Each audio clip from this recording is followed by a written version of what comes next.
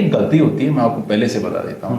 लोगों को पेन कब होता है, लोग इंतजार करते हैं कि जब मेरे को पेन होगा तब मैं लूंगा। ओके, बट ग्रेड 7 होने के बाद भी आपने जितना कवर किया सर, मैं इतना एक्सपेक्ट नहीं कर रहा था आपसे। मैंने इनिशियली बोला भी था सर मेरी एक्सपेक्टेशन ज़्यादा नहीं है, बट जो अभी देख रहा हूँ ये this is beyond my expectation. मेरे साथ बैठे हुए हैं राजकुमार सिंह जी। ये रांची से आए हैं, झारखंड को बिलोंग करते हैं। 44 इयर्स इनकी एज है। तो आज हेयर ट्रांसप्लांट कंप्लीट हो चुका है। आप शुरू से अपना थोड़ा सा एक्सपीरियंस बताइए पहले तो। सबसे पहले तो थैंक यू कहूँगा कि आपने इतने शॉर्ट नोटिस पे आपने मुझे अपॉइंटमेंट दी है। पहले ये बॉल्डनेस मेरा तकरीबन 20 साल से चलता आ रहा है और मेरी फैमिली में है बॉल्डनेस। हम 3 भाई हैं और तीनों को बॉल्डनेस है और काफ़ी ज़्यादा है। अच्छा। जैसा आपने बताया मेरा बॉल्डनेस ग्रेड 7 का था, तो मुझे इनिशियली लगा कि शायद ये हो नहीं पाएगा। तो मैं वीडियोस देख रहा था, तो आपका भी वीडियो मैंने देखा, मुझे काफ़ी अच्छा लगा। जितने डिटेल में आप बताते हैं पूरी वीडियो में, मुझे अच्छा लगा कि कुछ ऐसी चीज़ नहीं है जो आप ऑलमोस्ट सब कुछ कवर करते ही हैं एंड यू वेरी ओपन। कुछ है नेगेटिव है तो नेगेटिव है, पॉजिटिव है तो पॉजिटिव है, और उसकी डिटेल में जाके बताते हैं आप। फर्स्ट थिंग जो मेरा इंप्रेशन बना है वो ये है कि आपकी टीम बहुत ही वेल कोऑर्डिनेटेड एक टीम है। और मेरा जब भी मुझे घबराहट हो रही थी और जब आप शुरुआत में ही बता रहे थे कि देखो ये टीम है ना काफ़ी एक्सपीरियंस्ड है, ये बाद में मुझे रियलाइज़ हुआ आप इतना ज़्यादा क्यों बता रहे हो।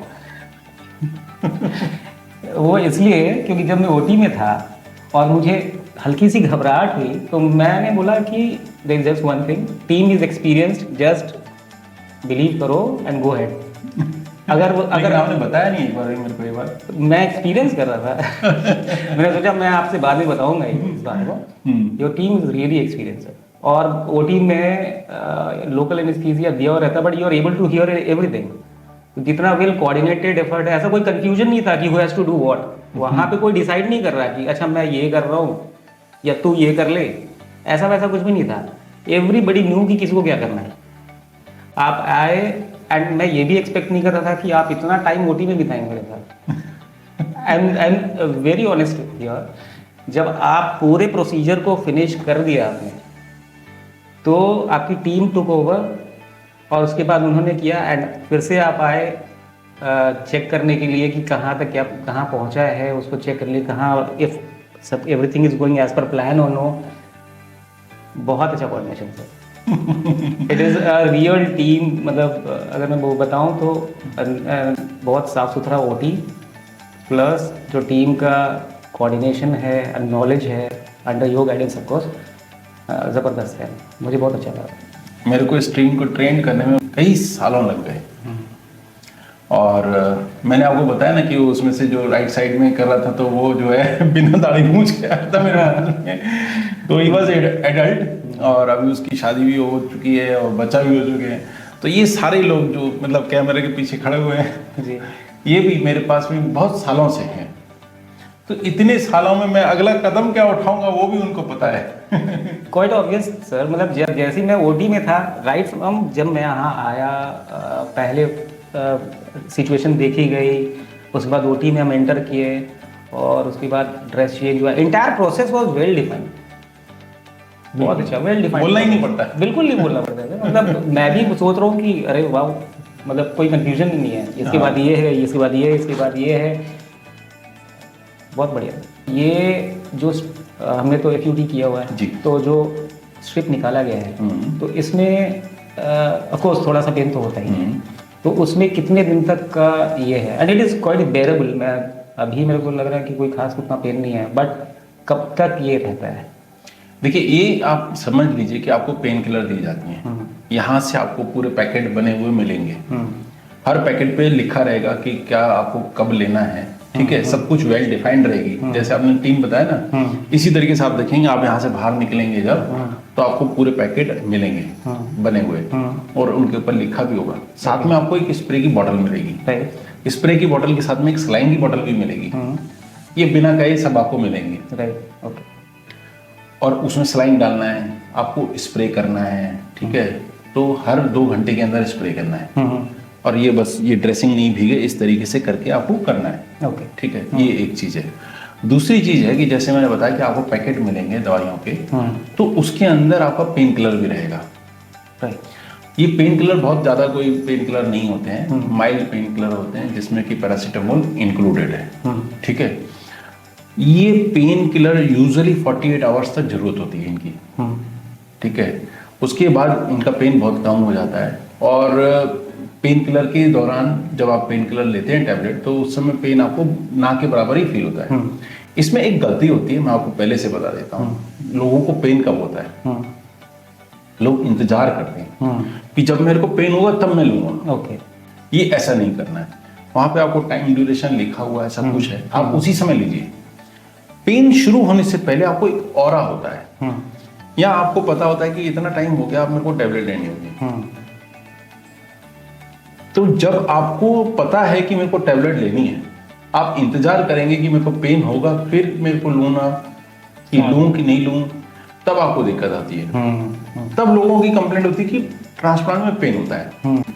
जैसे फॉर एग्जांपल अब मैं आज घर जा रहा हूँ जी, इसके बाद मैं सोऊंगा तो क्या क्या और ध्यान रखना है इसमें? देखिए, सोने की पोजीशन में आपको डिस्चार्ज पे ना एक फोटोग्राफ बना हुआ है, जिसमें आपको हमने जिस तरीके से सुलाया था इम्प्लांटेशन के टाइम पे, आपको याद होगा। यस। जब मैं ऊपर स्लिटिंग कर रहा था तब मैंने आपको इस तरीके से सुलाया था।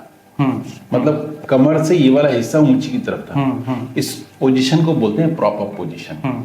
ठीक है, तो प्रॉप अप का मतलब होता है कि कमर से ये वाला हिस्सा हमारी 30 डिग्री प्रॉप अप, यानी कि 30 डिग्री ऊंचा रहेगा। तो आप रजाई या गद्दा या कुछ जो है डाल के अपनी बॉडी को ऊपर कर दीजिए, मतलब ये वाला हिस्सा हमारा ऊंचा रहना चाहिए। अच्छा, आइडिया क्या है ऊंचा रहने का? इसमें ये रहता है कि हमारे जो सलाइन दिया जाता है ना यहाँ पे ट्रांसप्लांट के दौरान, उससे फेस में स्वेलिंग आती है। करीब करीब 7-8 लोगों में आती है 10 में से। किसी को माइल्ड होती है, किसी को मॉडरेट होती है। तो हम पहले से बता देते हैं, तो इसलिए डरने की कोई जरूरत नहीं है। और ये स्वेलिंग यूजुअली 48 आवर्स के बाद नजर आती है। ओके, तो क्या प्रिकॉशंस लेने चाहिए?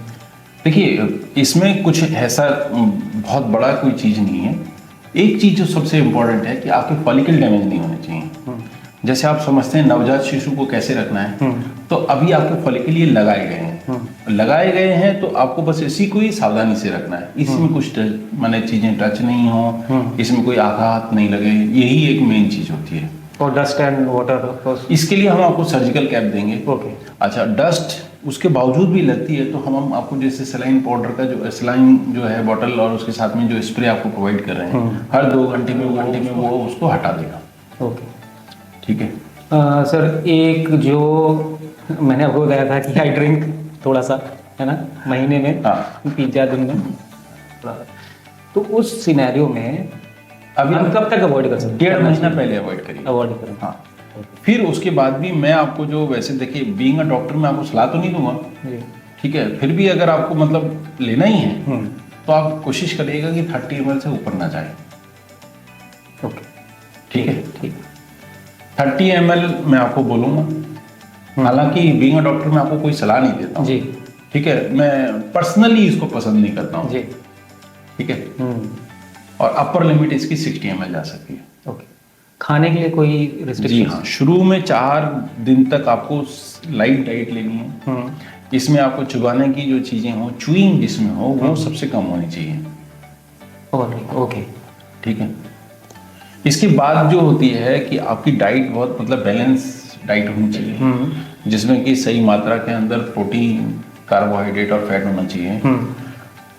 आपको ऐसा भोजन करना है जिसमें कि मतलब विटामिन भी हो, मिनरल्स भी हो, इस तरीके की चीज़ें हैं। इसके अलावा भी आपको कुछ ऐसी दवाइयाँ लिखी जाती हैं जो कि दी भी जाएंगी, मतलब उसमें प्रिस्क्राइब की जाएंगी, जिसमें कि विटामिन और अमीनो एसिड्स रहेंगे जो कि इसकी ग्रोथ के लिए बहुत ज़रूरी होते हैं। ओके।